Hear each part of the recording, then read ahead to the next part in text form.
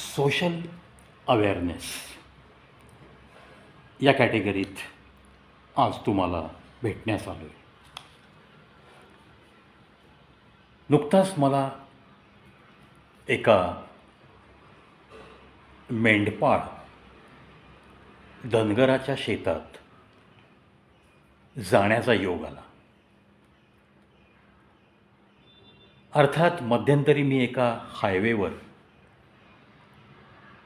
मेंढ्यांचा कळपच्या कळप घेऊन जाणाऱ्या काही धनगर व्यक्तींना ते ज्या मैदानात मेंढ्या घेऊन बसणार होते त्या मैदानापर्यंत त्यांचा पाठलाग करून ते एके ठिकाणी स्थिर झाल्यावर त्यांची मुलाखत मी घेतली होती. ती माझ्या चॅनलवर आपण पाहिली पण असेल.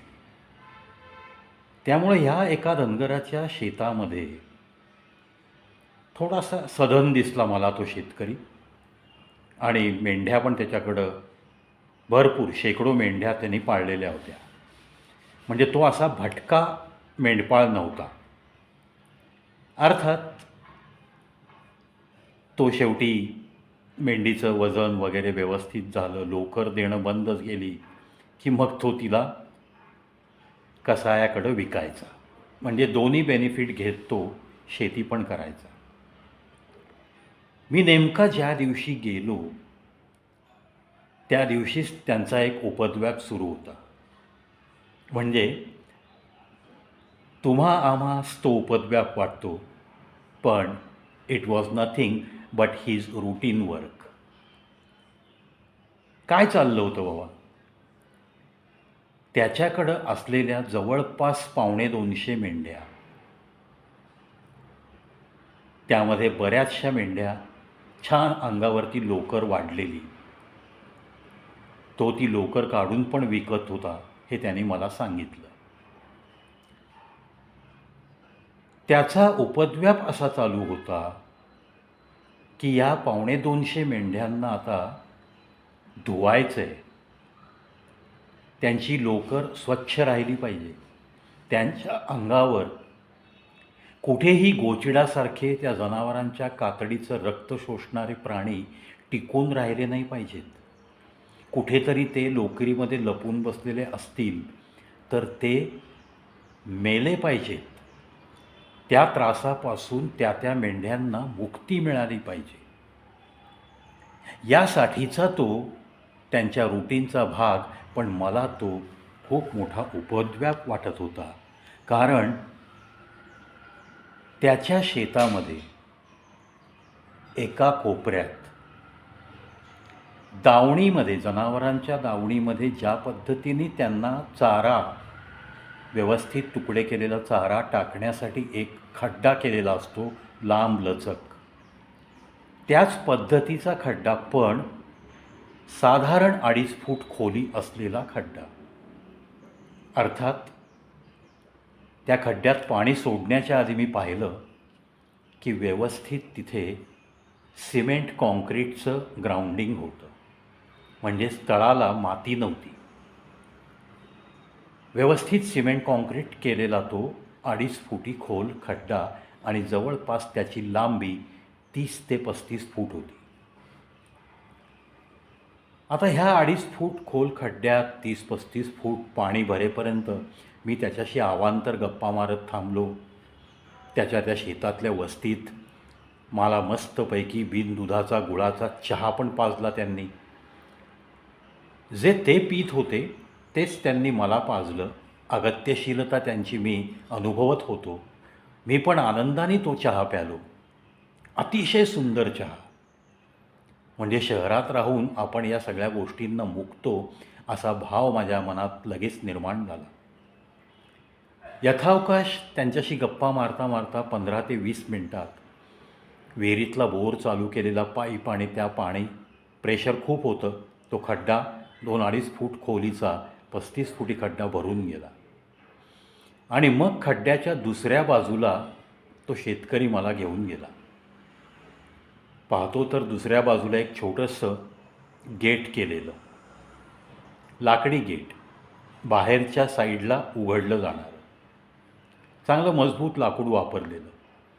आणि त्याच्या पलीकडं पाहिलं तर तो मेंढ्यांचा नेहमी त्यांना एकत्र ठेवण्याचा गोठा.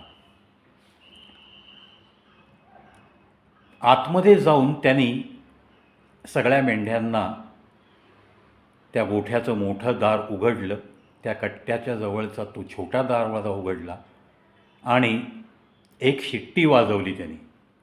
त्याच्या गळ्यात अडकवलेली शिट्टी वाजवली. काय जनावरांना पण कळतं, मला खूप अप्रूप वाटतं या गोष्टींचं.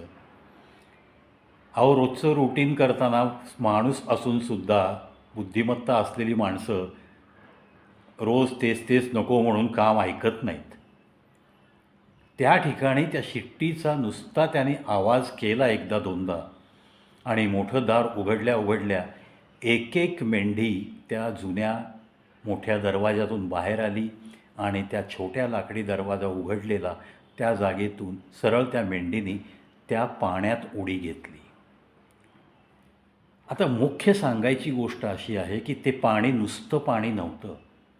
त्या पाण्यामध्ये नंतर त्यांनी 2 प्लास्टिकच्या कॅन रिकाम्या केल्या आणि त्याच्यातले कंटेंट्स मी वाचल्यावर त्यात मला सल्फर आहे असं आढळलं. त्या बाबतीत मी त्यांना बोलतं केलं की अरे, तुम्ही हँडग्लोव्ज घालता, तुझे ते मजूर चेहऱ्याला मास्क लावला आहे, हँडग्लोव्ज घालत आहेत आणि मग ते लाकडाने त्या पाण्यामध्ये हलवून मिक्स करत आहेत, हाताने हलवत नाही आहेत. म्हणजेच कुठेतरी ते तुमच्या ह्युमन बॉडीला, शरीराला श्वास घेताना तो प्रकार घातक आहे हे तुम्ही मान्य करता. तो गालातल्या गालात हसला. बरोबर आहे साहेब तुमचं म्हणणं. थोडंसं ते विषारी पण आहे.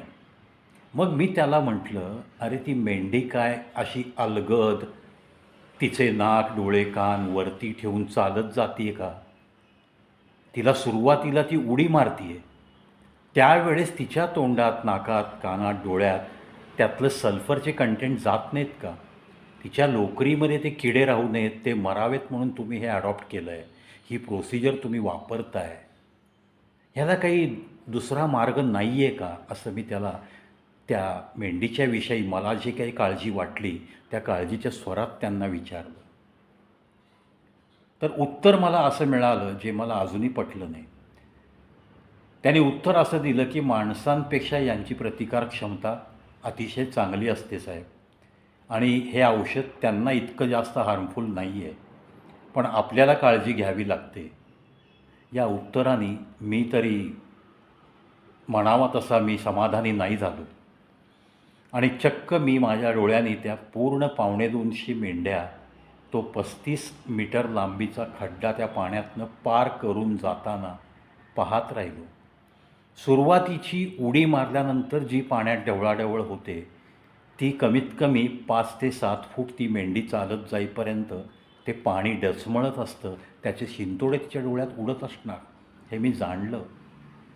तिच्या नाकातून कदाचित तिच्या त्या श्वसनसंस्थेत जात असणार त्या पाण्यात घातलेलं औषध.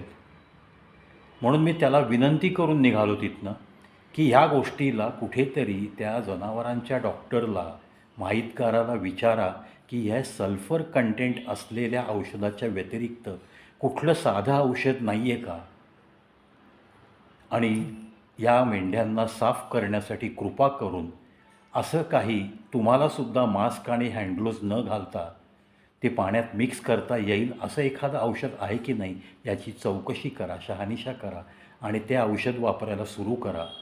असा एक उगीचच सल्ला म्हणून त्याला सल्ला देऊन मी तिथून निघून आलो. पण तिथून घरी पोहोचेपर्यंत हा विषय माझ्या डोक्यात घोळत होता आणि कळत न कळत त्या मेंढ्यांचे चेहरे, त्यांचे डोळे माझ्या डोळ्यासमोर येत होते. सहज थोडासा भावनाविवश मी होऊन गेलो आणि हा विषय जास्तीत जास्त लोकांपर्यंत पोचवावा आणि ज्या लोकांना या व्यतिरिक्त काही औषध आहे असं माहिती आहे त्यांनी कॉमेंट बॉक्समध्ये नक्की त्या औषधाचं नाव आणि एकंदरीत मेंढ्यांना स्वच्छ करण्याची ते वापरत असलेली साधी सोपी पद्धत याविषयी कॉमेंट बॉक्समध्ये नक्की व्यक्त व्हा. जाणकारांची मतं जाणून घेण्यासाठी आणि या प्राण्यांना त्या सल्फरपासून मुक्ती देण्यासाठी हा मी व्हिडिओ बनवतो आहे.